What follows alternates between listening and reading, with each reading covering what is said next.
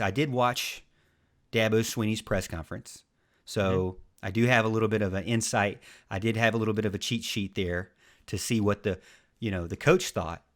But what can they do? Let us know in the comments what you think they can do. But my first bullet point on that is, well, they're going to get these players back healthy. They say that James Skalski is very close to being 100%, which is amazing news.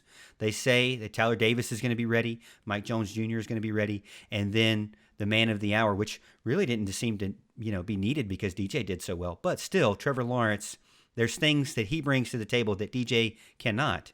But Trevor Lawrence will be out there as well. So that is 4 players that are going to make a huge difference. Not just any 4 players, Al, 4 starting players. Yeah. And so that's my first thing. What can Clemson do differently? Well, bring a different roster. That's not a bad point. Yeah, I agree with you 100%. I mean, look, everybody's going to talk about Trevor Lawrence and being gone, and we've actually mentioned it on the show. You just kind of mentioned it in passing there a second ago. DJ did a great job in this game. It certainly wasn't because of DJ that we lost the game. He kept us in it. It was dropping dimes everywhere. It was an incredible performance.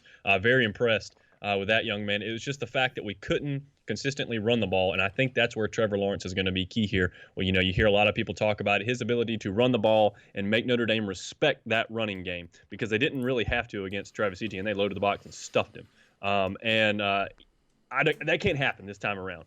Trevor Lawrence has got to hold that ball. He's really good about holding the ball and pulling it at the last second or whatever. Reading the defensive end, seeing where he needs to go. That's going to be a huge thing this time around. But like you talked about, is on defense. It's funny because we talk a lot about Tyler Davis and how important he is to this defense, and James Skalski and how important he is to this defense. And those both very true. I think it was a completely different game had those guys been in there. As a matter of fact, I think Clemson wins that game if those guys were. But nobody seems to talk about when the national analysts are talking about it and who was out. Nobody seems to mention that Mike Jones was missing too. And I think he's going to play a big factor in this. Look, we all see Trenton Simpson. We love what he does. He got huge potential as a freshman. But right now, as far as knowledge of the system, Mike Jones is ahead right now. That's why he's a starter. And I think he's going to make a huge impact there in this game, not to go along with other defenders that we have. So bringing a healthy roster is going to be a very big deal. I think we talked about it several weeks ago that, I would take Clemson, minus 20 points. And look, I will admit this. Looking back, Notre Dame's a better team than I thought they were. Okay, they're not a bad team. They're not the Notre Dame teams of old where Clemson can go out and beat them 38-3 or whatever those scores were. They're a solid team. They're very veteran on the offensive and defensive lines, and that's something they haven't had. Something Clemson had the first time around when they played them 2 years ago, like you were mentioning earlier. So it's kind of a flip scenario here, but I think Clemson just flat out talents them when they're healthy, and I think that's going to be the difference in this game. Al, wow. I mean, you went through like 16 points there. No. You've been holding that in all week. Well, that is true. I will give you that one. Because you have your notes in front of you. So I told you, I noted it. I can't believe you did that on no notes. But I do have notes today, but not very many. But what I'll say is something that's in the chat right now. Mm-hmm. And I mean, everything that you say, I agree with. The first thing you mentioned, you led off with, was the running game, which Dabo Swinney was asked, do you need to be more balanced? Well, it's not necessarily more balanced because there was, 40-something pass plays, 30-something run plays. Not really unbalanced in that sense. But right. The problem is the efficiency in the run game.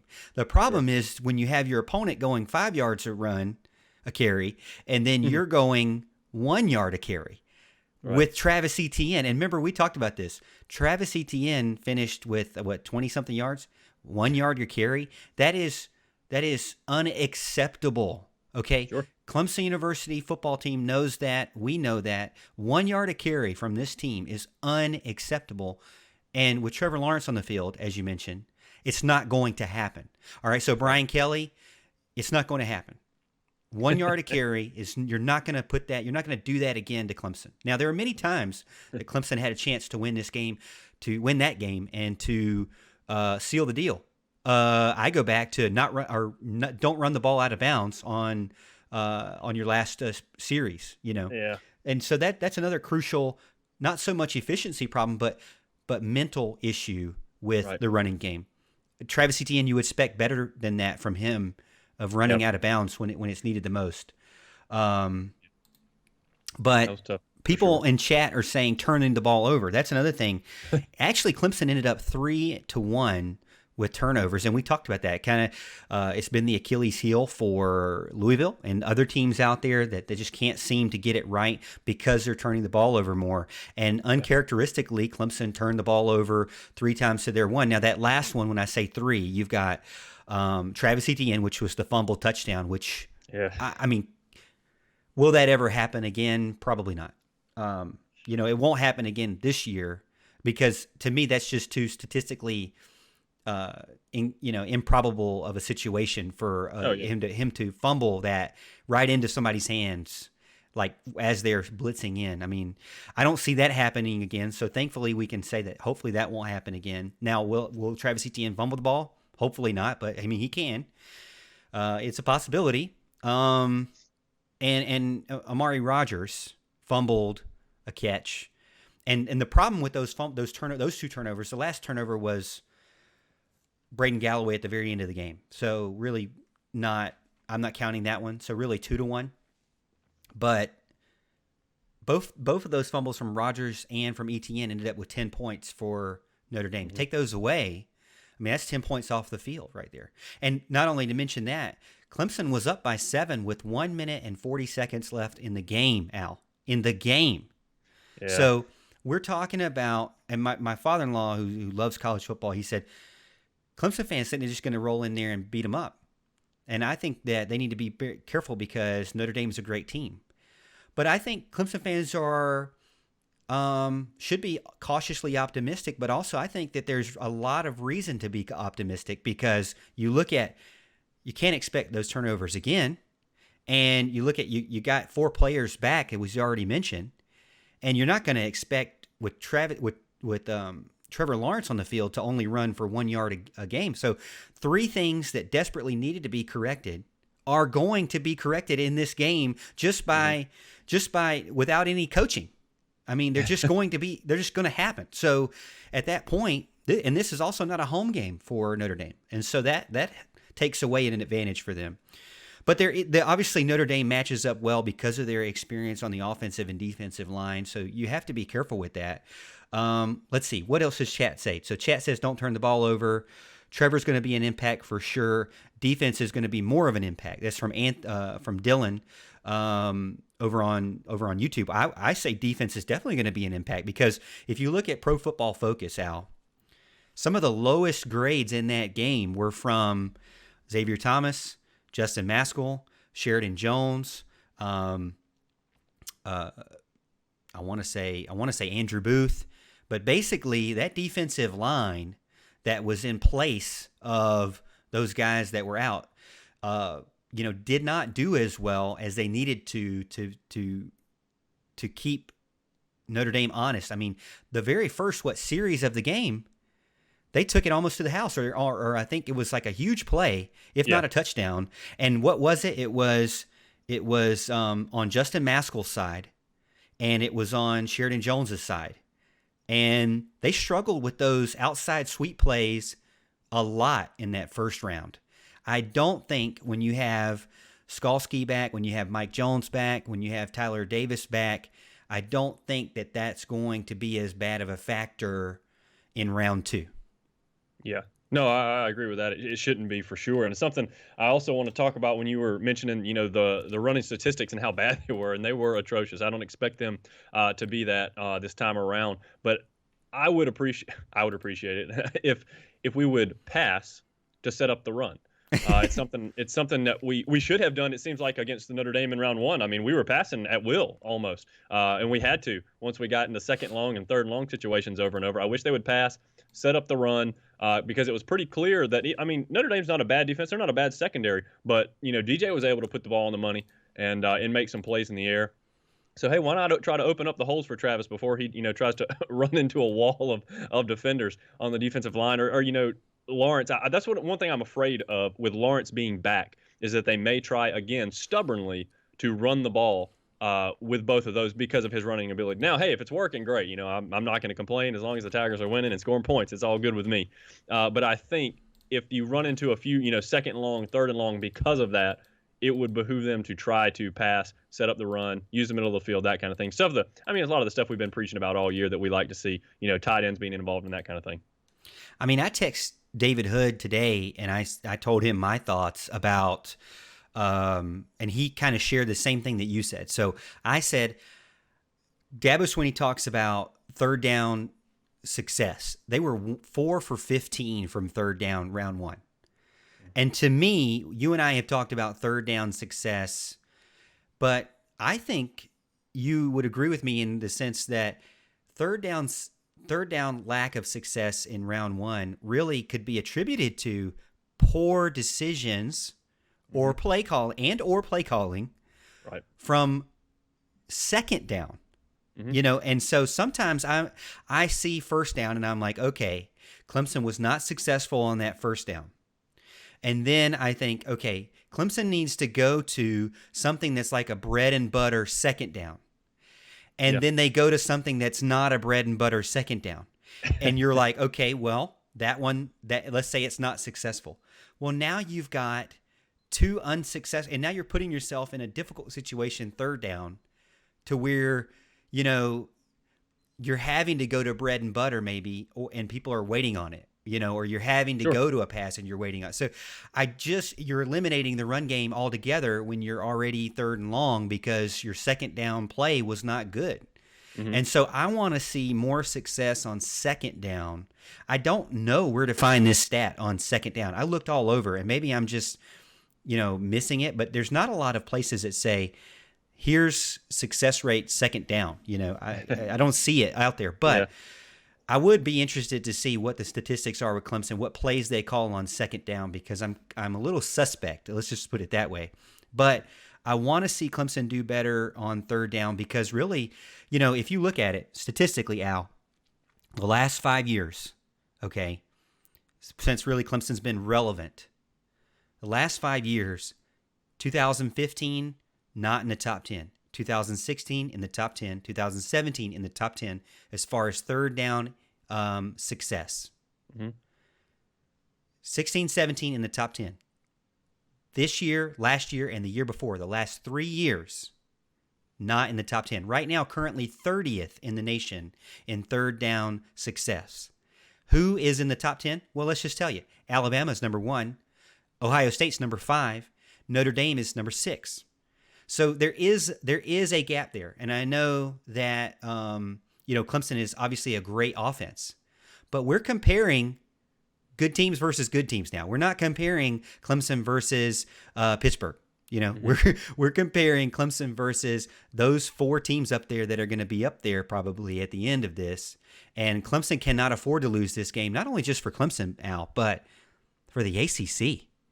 You cannot allow Notre Dame to come in here and not join the league and then win it on their first ever year, Al. That is, if that happens, Clemson might as well leave the ACC because it's ruined. I don't think Clemson's going to let that happen. I certainly hope not. We're going to find out, about 7:00 or 7:30, I guess, this Saturday. But I think it's going to be a fun game. I mean, the first game was a fun game. I do tend to think Clemson, I don't want to say wins this comfortably, but I do think they're going to win by 10 or more points in this game. And I don't know. I think. Oh, and by the way, I know I like to give Elliott a hard time as a play caller on here, but one thing that I said, I believe that I said this last week. When it comes to a championship game or a playoff game, he really tends to step his game up, in my opinion, throw a few more wrinkles in his game plan and whatnot. So I think that's something we're going to see on Saturday. You might see a little more tight end, something like that. And I'm really hoping we can see some play action on first down when everybody thinks it's going to be given to Travis or something like that. He really does his best work in those games, which is, I mean, hey, that's when you want him to do his best work, really. So that's a good thing. So I'll give him props for that over the last several years. I've really enjoyed watching those games and the way he's called those games. He prepares. He prepares. We always hear about what a smart guy is. He's an engineer. They always talk about that on the air. Oh, so, engineer. Oh yeah, you know how us engineers are, right? Very intelligent. Yeah, you know that. He's going to call a good game. Brent Venables, is going to call a good game when he's got all his guys healthy. He's going to blitz. He's going to bring pressure. I'm thinking Ian Book's not going to be able to be, the masterful escape artist he was in the game before. It's not to say he won't make some plays. He will. He's had a great year. Ian Book's had a really great year, and I think he will have a good game. I just don't think it's going to be good enough. Now, see, that you bring up a good point. Chat's also saying it. Who's stopping Ian Book? And my father-in-law said the same thing. Ian Book is a gamer, okay? And I agree. He is definitely a gamer. He's definitely somebody who's going to move the chains. You're only going to be able to kind of try to control him, not necessarily contain him completely. He's going to get out. He's going to move around. He's going to make plays with his feet and with his arm, or maybe both at the same time. So Ian Book is definitely a threat for Clemson going into this game. But I think that there is a positive going back to who's going to be on the field. I don't think that I think that he was able to exploit, Jake Venables and Trenton Simpson and Justin Maskell better than he would be able to exploit a Mike Jones Jr., a James Skalski, Tyler Davis, and hopefully a healthy Brian Bresee and those guys. So I feel like that Ian Book is also one that I'm just really curious to see how well he does. Now people that really need to. So before I go into the secondary, because I'm thinking about the secondary now, but the question was, how is Clemson going to get pressure on Clemson or on Ian Book? Now, what are your thoughts on that? I mean, I'm thinking that the linebacker core is going to shine, but I also think that Tyler Davis is going to shine too. So what do you think? Yeah, and look, that's kind of the way the pass rush has been all year. When Tyler Davis has not been in the game, we haven't got any kind of pass rush, and when he is in the game, it helps out let the blitzers get free and whatnot. So you're going to see blitzes from the secondary, you're going to see blitzes from the linebacker. I don't know that you're going to. Hey, with that veteran offensive line, I don't know that you're going to see a lot of pressure just from the front four. It would be nice, and I hope that's the case. But they didn't look great the last game against Virginia Tech, getting as much pressure. I thought they should have got more pressure there. The pressure came from other guys. It came from linebackers. It came from secondary, and I think that's what's going to have to happen in this game too. Tyler Davis has made the difference in the pass rush the entire year. I don't think this game is going to be any different, but he needs to eat up a couple guys on the offensive line, and that's what he does. That's what he's done, and that's what I think he'll do on Saturday. So Bresee again as well. He's going to do what Bresee does, and he's eating lots of double teams as well. He's got stuff to learn. He's a freshman. We all know that, but he's got the potential to be absolutely incredible. And hopefully, I mean, he's obviously made some strides from the first game to now, but it's going to be tough to get pressure with them because Henry and Murphy's been great. I've loved Miles Murphy. I've loved what I've seen from him. He's not your pure speed rush type guy, which is something you really look for in a defense. And KJ Henry has not quite been the pressure man that I thought he was going to be so far this year. So you got to find pressure from other places, and Venables will have a plan to do that for sure. He likes to bring all that pressure. Chat also saying that they feel like that this is set up perfectly for Clemson because it's a revenge game. Also got chat saying, Scott in here saying that DJ not running hurt and hurt ETN as well. I mean, I would agree. 10,000% on that one because Trevor Lawrence, as we said in our last show, Al, Trevor Lawrence running the ball is going to be what gets Clemson to the national championship and hoisting another trophy. Trevor Lawrence running the ball. Trevor helps ETN get in space. Trevor distracts the defense. When you don't have that, and we know that DJ had a little bit of a shoulder issue, right? He wasn't completely 100%. We know that they didn't trust him running all by himself, and we know that he's, I don't know if they've played a raced one-on-one, but I mean, Trevor Lawrence is pretty fast. And DJ's a bigger, bulkier guy. I would say more of a Taj Boyd build. And Trevor Lawrence is, to me, a little bit more athletic as far as his build is concerned. Now, they both can chuck the ball like crazy. And they both are great quarterbacks, and Clemson's doing great. But Casey gets in and also says, what is it that causes us to think is going to be completely different? I don't necessarily think it's going to be completely different, but as we stated before, the turnovers, to me, were kind of like, especially the Travis Etienne one was an anomaly. I don't think that's going to happen again. I'm not saying he's not going to fumble the ball. I just don't think fumble for a touchdown could happen possibly twice. Another thing is the defense grade. Pro Football Focus has graded the offense that game a 73.6. Al, that was their fourth best game on offense. Yeah. They graded Clemson's defense 58.8. That was their worst game by far graded Sure. this year. So it wasn't that the offense was dropped off, but it was that the defense dropped off drastically. Worst Yeah. game of the season on defense. And the reason why I think Clemson is going to have a different shot at this and there's going to be a different result is because there are 3 guys that are returning Yeah, on the no, I think defensive that's a front. big deal. Yeah, no, absolutely. I actually responded to Casey in the chat, and I was saying, look, I think the healthy defense is something I can't stress enough. You got the Trevor running ability, the fact that it's a neutral site game now. Venables has a head-to-head game of tape. And you know how Venables gets when he has this much time to prepare and when he knows what their tendencies are and the turnovers. And like you said, I mean the fumble for a touchdown, goodness gracious, the 3-1 turnover margin or 2-1. I think if you're not counting that last one like you mentioned before, I think all those things add up to a lot of points being scored in this game, and it wouldn't surprise me for it to be worse. But I told somebody earlier in the chat I have Clemson winning 34-20 right now, and I think that's pretty fair.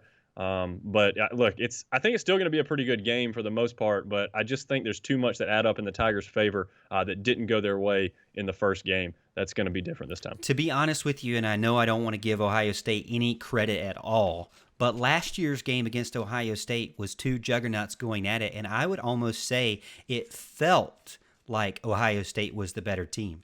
With this first round, with the first round of Clemson versus Notre Dame, that was 2 juggernauts going at it, but it felt like Clemson was the better team. They just didn't win the game, and it felt that way while having these players on the sidelines. And so that is the concern, not only while having those players on the sidelines, but also while making those 3 fumble mistakes, or we'll say 2 fumble mistakes. But